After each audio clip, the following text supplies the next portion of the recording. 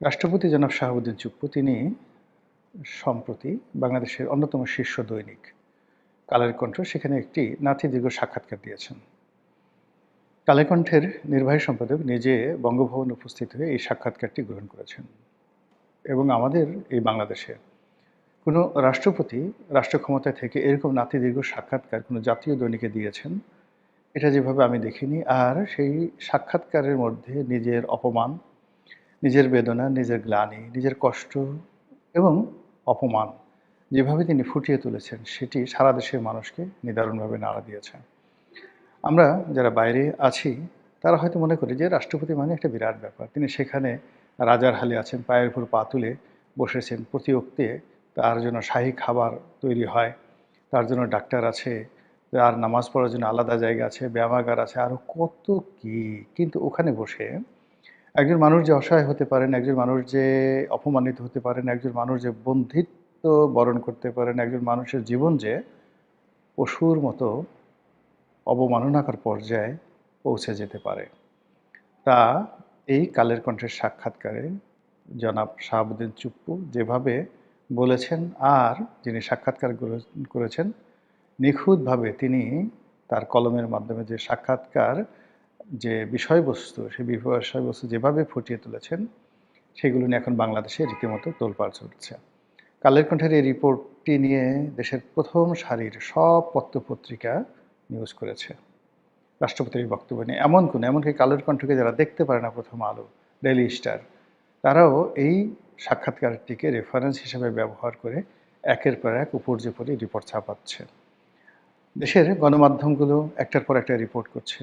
আমরা যারা পডকাস্ট তৈরি করছি বা আমরা যারা কন্টেন্ট তৈরি করছি, আমরা কিন্তু একই কথা বারবার বলে যাচ্ছি। এর কারণ হলো রাষ্ট্রপতির এই বক্তব্য তার একার নয়, তার এই বক্তব্য পুরো জাতির। তিনি যে অপমানিত হয়েছেন, লাঞ্ছিত হয়েছেন, তিনি ব্যক্তি শাহাবুদ্দিন চুপ্পু লাঞ্ছিত হননি। তিনি লাঞ্ছিত হয়েছেন 18 কোটি বাংলাদেশি মানুষকে নিয়ে। এত বড় একটা বিপ্লবের পর এবং এত বড় একটা লড়াই সংগ্রামে বিপ্লবীদের বিজয়ের পর যে রাষ্ট্রপতি মূলত বলতে গেলে বাধ্য হয়েছেন অবনত মস্তকে বিপ্লবী সরকারের, গণঅভ্যুত্থানের সরকারের সকল আদেশ, নির্দেশ, অনুরোধ মান্য করার। তিনি সসম্মানে চলে যেতে পারতেন, তাকে বিদায় দেওয়া হতে পারত, কিন্তু সেটা না করে তাকে যে অমানবিক নির্যাতন করা হয়েছে, তাকে আটকে রেখে অনেকটা বন্দিত্বের মতো অবস্থায় ফেলে তাকে যেভাবে খুঁচানো হয়েছে, যেভাবে একজন মানুষকে যদি একটা মানে যাকে বলা হয় রুমের মধ্যে রেখে চারিদিকে বিষধর গোখরা সাপ ছেড়ে দেওয়া হয়, তখন সেই মানুষটির মনোজগতে যে ভয় এবং ভীতিকর অবস্থা তৈরি হবে, ঠিক একই অবস্থা রাষ্ট্রপতি গত 17 মাস ধরে ভোগ করেছেন। এই রাষ্ট্রপতির ভবন আক্রমণ হবে, এই বঙ্গভবন আক্রমণ হবে, এই রাষ্ট্রপতিকে আজকে পদচ্যুত করা হবে, কালকে তাকে বঙ্গভবনে ঢুকে লাঞ্ছিত করা হবে, এরপর তাকে ধরে আনা হবে, ইত্যাদি ইত্যাদি নানা রকম কথা গত 17 মাসে ছড়িয়ে যেভাবে এই মানুষটির জীবনকে তছনছ করে দেয়া হয়েছে, তা ডক্টর ইউনূসের পতনের পরে তার জন্য রীতিমতো স্বর্গোদ্যান হয়ে পড়েছে। তারেক রহমান সাহেবের জমানাতে তিনি বড় করে স্বস্তির নিঃশ্বাস ফেলতে পেরেছেন এবং অকপটে বলেছেন যে নতুন সরকার গঠন করার পর তিনি তুলনামূলকভাবে ভালো আছেন। তো আমাদের বক্তব্য হলো যে ডক্টর মোহাম্মদ ইউনূস একজন শিক্ষিত মানুষ, সজ্জন মানুষ হিসেবে যার পরিচিতি, যিনি শান্তিতে নোবেল পুরস্কার পেয়েছেন, তিনি যথেষ্ট বয়স্ক, প্রায় 90 বছর তার বয়স। এই বয়সে মানুষ মৃত্যুর কথা চিন্তা করে, কবরের কথা চিন্তা করে, আল্লাহ খোদার কথা চিন্তা করে এবং সাধারণত শয়তান, ইবলিস এই ধরনের বুড়া মানুষের কাছে যায় না। কিন্তু কি হলো, এই ভদ্রলোক বা তিনি নিজে বা তার আশেপাশে যারা ছিলেন, তারা গত এই 17 মাসে কেবল ডক্টর মোহাম্মদ ইউনূস নয়, এরকম আরও অনেক বহু সম্মানিত মানুষের জীবন তছনছ করে ছেড়ে দিয়েছেন। যারা ব্যবসা বাণিজ্য করতেন, প্রায় বড় বড় সব ব্যবসা প্রতিষ্ঠানগুলো মবের শিকার হয়েছে। সেটা বসুন্ধরা গ্রুপ বলেন বা তাদের প্রতিদ্বন্দ্বী যমুনা গ্রুপ বলেন, সেটা গাজী গ্রুপ বলেন কিংবা হামিম গ্রুপ বলেন, বাংলাদেশে এমন কোনো বড় শিল্প প্রতিষ্ঠান নাই, প্রাণ গ্রুপ বলেন কিংবা ইস্পাহানি গ্রুপ বলেন, কেউ মবের কবল থেকে রক্ষা পায়নি। এবং সেই ক্ষেত্রে ডক্টর মোহাম্মদ ইউনূস তারা যারা লোকজন আছেন, তারা এই মবের প্রতি সহানুভূতি না জানিয়ে উল্টে এই বলার চেষ্টা করেছেন যে এটা মানুষের ক্ষোভের বহিঃপ্রকাশ, এটা প্রেশার গ্রুপ ইত্যাদি ইত্যাদি নানা রকম কথা। তো যা হোক, এই যে 17 মাসে ডক্টর মোহাম্মদ ইউনূসের বিরুদ্ধে যে মানুষের পুঞ্জীভূত ক্ষোভ ছিল, বেদনা ছিল এবং তাদের অনেক কথা মানুষ প্রতিবাদ করতে পারেনি মবের ভয়ে। তাদের অনেক কথা মামলা মোকদ্দমা, রাষ্ট্রদ্রোহ মামলা, আওয়ামী লীগের দোসর সাজিয়ে মামলায় ঢোকানো, হত্যা মামলায় ঢোকানো, এই কাজগুলো ছিল একেবারে মুড়ি মুড়কির মতো। এই কাজগুলো ডক্টর মোহাম্মদ ইউনূসের নেতৃত্বে এমনভাবে হয়েছে যে মানুষ অনেক কিছু দেখেছে, অনেক কিছু বলতে চেয়েছে কিন্তু বলতে পারেনি, অনেক কিছু দেখতে চায়নি কিন্তু তাদেরকে দেখতে হয়েছে, অনেক কিছু সহ্য করতে চায়নি তাদেরকে সেই জিনিসগুলো সহ্য করতেছে। এবং এরই ধারাবাহিকতায় আজকে এই যে রাষ্ট্রপতির যে বক্তব্য, সেই বক্তব্য নিয়ে সাধারণ মানুষের যে আবেগ, সহানুভূতি, এটি আওয়ামী লীগের প্রতি সহানুভূতি নয়, বা এটি জনাব শাহাবুদ্দিন চুপ্পুর প্রতি কোনো সহানুভূতি নয়, এটি হলো ডক্টর মোহাম্মদ ইউনূসের প্রতি বিরক্তি, তার প্রতি ক্রোধ, তার প্রতি ক্ষোভ।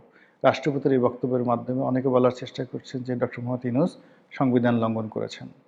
তিনি অবিরতভাবে 15-16 বার দেশের বাইরে গেছেন। সংবিধান এর যে বিধিবিধান, রাষ্ট্রের যে আচার কালচার, এর কোনোটাই তিনি ধার ধারেননি। তিনি কিভাবে নির্বাচিত হলেন, কিভাবে মনোনীত হলেন, কিভাবে শপথ নিলেন, এগুলোতে বহু বিতর্ক রয়েছে। মানুষজন সব কিছু মেনে নিয়েছিল, কিন্তু তিনি নিজের মুখে যেটা বলেছেন, তিনি সাংবিধানিক সরকার। তো সেই সাংবিধানিক সরকার অনুযায়ী তিনি যার কাছে শপথ নিয়েছেন, যার অধীনে যিনি তার উপদেষ্টা, অর্থাৎ প্রধান উপদেষ্টা কার? রাষ্ট্রপতির প্রধান উপদেষ্টা। সেই রাষ্ট্রপতিকে তিনি তুচ্ছ এবং তাচ্ছিল্য করেছেন। এটা কি রাষ্ট্রদ্রোহ? এটা কি সংবিধানের অবমাননা? এটা সংবিধান বিশেষজ্ঞ বা যারা ক্রিমিনাল প্র্যাকটিস করেন, ফৌজদারি অপরাধ বিশেষজ্ঞ, তারা বলতে পারবেন। কিন্তু আমাদের যে চাচা মিয়া বা মামু, তিনি খুব সহজে ছাড়া পাবেন বলে মনে হচ্ছে না। তাকে জবাবদিহি করতে হবে, জবাবদিহি করতে হবে। এবং গত 17 মাসে তিনি যে মজা লুটেছেন, সেই প্রত্যেকটা জিনিসের জন্য তাকে জবাবদিহি করতে হবে। এবং জনাব তারেক রহমান সাহেবের সঙ্গে তার কী চুক্তি হয়েছে, তিনি ভবিষ্যতে রাষ্ট্রপতি হবেন কি হবেন না, তার দেশের বাইরে থাকবে না দেশে থাকবে, ডাজ নট ম্যাটার। কিন্তু মূল ব্যাপার হলো যে তিনি এখন অজনপ্রিয়তার এমন একটা পর্যায়ে পৌঁছে গেছেন যে কেউ ইচ্ছে করলেও তাকে ধারণ করতে পারবে না, কেউ ইচ্ছে করলে তার সাথে খুশি মনে ছবি তুলতে পারবে না, তার সঙ্গে দেখা করার জন্য কেউ আগের মতো আর সেখানে যাবে না। এবং তিনি বুঝতে পারবেন এখন এই প্রথম শান্তি কাহাকে বলে, অশান্তি কাহাকে বলে, অপমান কাকে বলে, আর সম্মান কাকে বলে। কোনো সম্মানিত ব্যক্তিকে অসম্মান করলে যে কী পরিণতি হয়, এটি এখন তিনি হাড়ে হাড়ে টের পাবেন। যেটা বলছিলাম যে তিনি তার ক্ষমতাকালীন সময় বহুবার দেশের বাইরে গেছেন। প্রোটোকল অনুযায়ী তার উচিত ছিল রাষ্ট্রপতির সঙ্গে দেখা করে যাওয়া আর বিদেশ থেকে এসে রাষ্ট্রপতির সঙ্গে দেখা করা। একটা কাজ তিনি করেননি। এরপর যেটি হলো যে রাষ্ট্রের অনেকগুলো গুরুত্বপূর্ণ প্রতিষ্ঠান, যেমন সেনাবাহিনীর যে ন্যাশনাল প্যারেড গ্রাউন্ডে যেটা হয়, কুচকাওয়াজ হয়, আরেকটা আছে রাষ্ট্রপতির কুচকাওয়াজ। এরপর যেটা হয় সেটা হলো আমাদের যে জেন্টেলম্যান ক্যাডেট রয়েছে, বিএমএ, বাংলাদেশ মিলিটারি একাডেমিতে যারা অফিসার হিসেবে ঢোকেন, তাদের যে পাস আউটের যে সময়, এই সময়টিতে রাষ্ট্রপতি উপস্থিত থেকে এখানে ভাষণ দেন। এই 17 মাসে তাদেরকে, মানে রাষ্ট্রপতি শাহাবুদ্দিন চুপ্পুকে কোথাও যেতে দেওয়া হয়নি। বিশ্বাস করেন তিনি একজন মুসলমান এবং তিনি ডক্টর মোহাম্মদ ইউনূসের চাইতে ভালো মুসলমান। তিনি ডক্টর মোহাম্মদ ইউনূসের চাইতে নামাজ কালাম পড়েন এবং তার যে অধার্মিক যে কর্মকাণ্ড, সেই অধার্মিক কর্মকাণ্ড, মানে শাহাবুদ্দিন চুপ্পুর কোনো অধার্মিক কর্মকাণ্ড নজির আমরা পাইনি। তো এই মানুষটি ঈদের জামাতে যাবেন এবং তিনি সেখানে থাকবেন মেহমান আজিম, ঈদুল ফিতর এবং ঈদুল আজহার যে নামাজ, তাকে সেই নামাজ পড়তে যেতে দেয়া হয়নি। এমনকি তাকে ভোট দিতে যেতে দেয়া হয়নি। তিনি ভোট দিতে যাননি। তাকে ওই যে কি যেন, মানে ডাক যোগে যে ব্যালট পেপার, সেটা পাঠিয়ে সেখানে তাকে ভোট দিতে বলা হয়েছে। এইরকম তার স্টাফদেরকে নিয়ে যাওয়া হয়েছে। তার কোনো খবরাখবর প্রকাশিত হয়নি। এমনকি বঙ্গভবনে তার যে খাবারের যে তালিকা, সেই খাবারের তালিকায় ঠিকমতো মাছ, মাংস, তরিতরকারি দেওয়া হয়েছে কিনা, উনি ভদ্রলোক মানুষ, মানে শাহাবুদ্দিন চুপ্পু ভদ্রলোক মানুষ, সেই কথা তিনি বলেন নাই। কিন্তু আমার বিশ্বাস যে তার যে প্রাপ্য খানাপিনা রয়েছে, সেই খানাপিনাও ঠিকমতো গেছে কিনা সেটা নিয়ে যথেষ্ট সন্দেহ রয়েছে।